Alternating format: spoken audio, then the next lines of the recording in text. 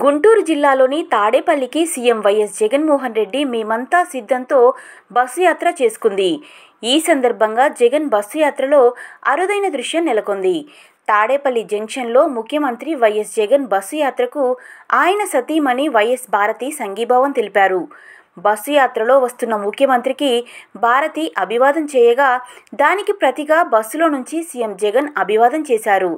ప్రజలు అభిమానుల మధ్య నుంచే ముఖ్యమంత్రికి ఆమె అభివాదం తెలియజేశారు. అయితే కాసేపట్లో సీఎం జగన్ బస్సు యాత్ర విజయవాడకు చేరుకోనుంది. దీంతో ప్రజలతో కలిసి ఏపీ సీఎం సతీమణి వైఎస్ భారతి స్వాగతం పలికారు. ప్రజల మధ్యలో నుంచే ఆమె జగన్కు అభివాదం చేయడంతో అక్కడున్న వారందరూ వైఎస్ భారతితో సెల్ఫీలు, ఫోటోలు తీసుకునేందుకు భారీగా వచ్చారు. వారితో ముచ్చటిస్తూ వైసీపీకి మద్దతుగా నిలవాలని కోరారు.